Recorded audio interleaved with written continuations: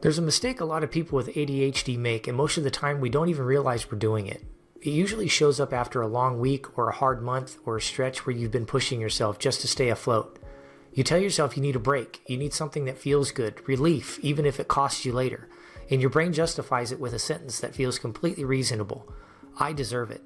But what if that sentence, the one that feels like self-care, is actually causing you to stay stuck, overwhelmed, and perpetually behind in life?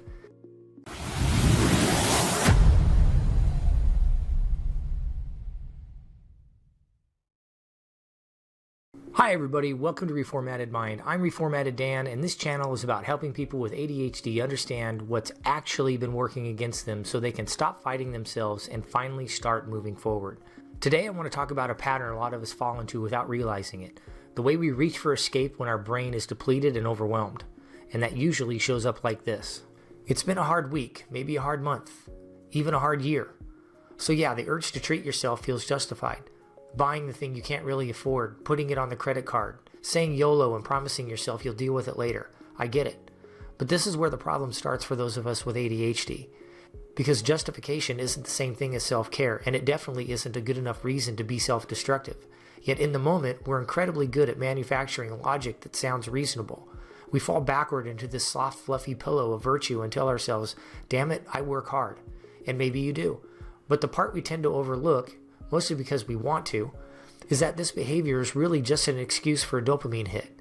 You're miserable, you're exhausted, and with ADHD, everything that requires focus, consistency, and follow-through already takes more effort than it should. You've been white-knuckling your way through responsibilities, burning willpower just to stay afloat. So the need to feel some kind of pleasure to create contrast against all that pressure starts to feel urgent.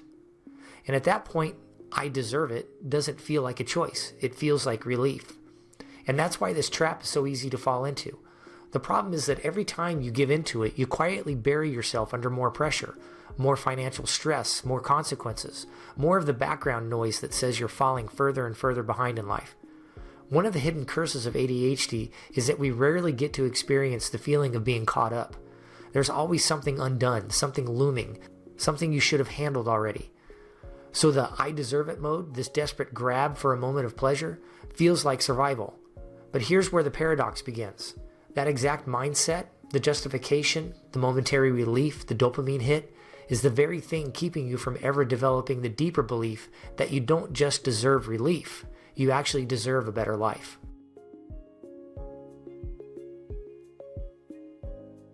Have you ever paid attention to how easy it is to tell yourself you deserve something in the exact moment you're trying to justify doing it purely for pleasure?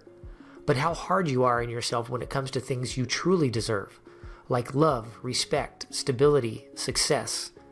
Those things suddenly come with conditions. You tell yourself you need to be better first, more disciplined, more consistent, more responsible, as if those things have to be earned through suffering. Somewhere along the way we convince ourselves that we don't deserve those things just for being alive and breathing. But then almost magically, when it's time to book a last-minute trip to Vegas and throw it on a credit card, the rules flip. Suddenly you deserve that more than anyone else on the planet. And I'm not saying this to shame you at all. I'm saying it because most of us are living with the curtain closed, running on emotional autopilot. Our feelings are flying the plane while logic and clarity are asleep in the cockpit. On one side, shame is quietly telling you that you don't deserve better in the areas of life that actually matter. On the other side, a starved dopamine system is screaming for relief and telling you to throw caution to the wind for things that don't. And here's the uncomfortable truth. This exact cycle is what's making everything worse. Not because you're broken and not because you're irresponsible, but because you've been taught to ration worth and overvalue relief. And for a brain wired like yours, that's a losing game. And this is exactly the kind of pattern I go much deeper into inside the ADHD Thrive method. It's not just what you're doing, but why your brain keeps reaching for relief instead of stability, and how shame, dopamine, and self-worth are all tangled together. This is the work that helped me finally get unstuck and start building real traction in my own life. And honestly, this channel and everything you're watching right now exists because of it. If this is clicking for you and you want to unlock ADHD life strategies you've never thought of before, you can learn more at reformattedmind.com or click the link in the description.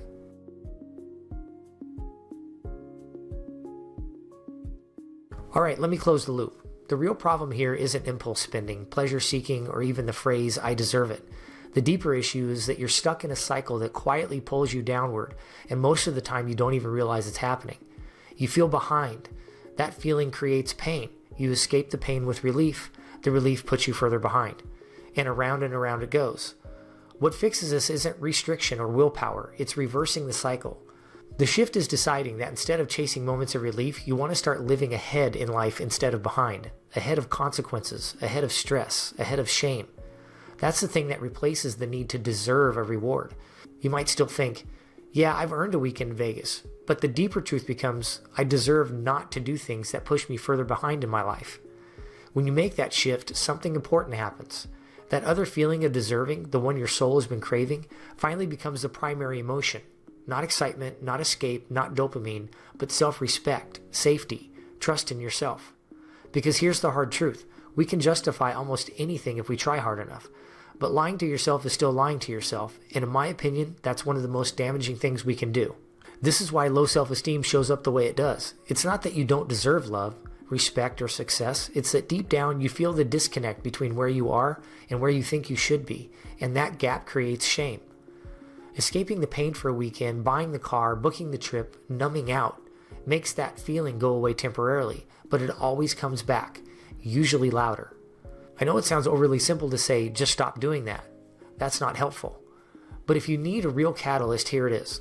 Start working toward getting caught up in life and stop doing things that actively bury you deeper. Take one real step towards that business idea you've avoided for years. Start paying down debt instead of adding to it. Begin looking for the job you've always wanted instead of distracting yourself from the dissatisfaction. These actions don't give you a dopamine spike. They give you something better. They give your soul undeniable evidence that you're moving forward. And once that happens, your sense of self-worth starts to stabilize. This is the part most people never connect. We think deserving love, success, and peace is some massive psychological breakthrough, something complicated, something far away. But in a strange way, one of the most powerful ways to rebuild self-esteem is simply this. Stop doing things that keep putting you behind and start doing things that help you stay caught up.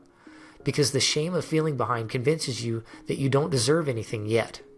And the moment you begin dismantling that shame, the whole I deserve it escape loop loses its grip. Not because you deprived yourself, but because you finally started giving yourself what you deserved all along. And this actually connects to something even deeper, because once you stop chasing relief and start rebuilding self-trust, the next question becomes, why does ADHD make starting the right things feel so hard, even when you finally understand what matters? I break that down in the next video, and you can watch it right here. Don't forget to like and subscribe if you want more of this. Thanks for watching.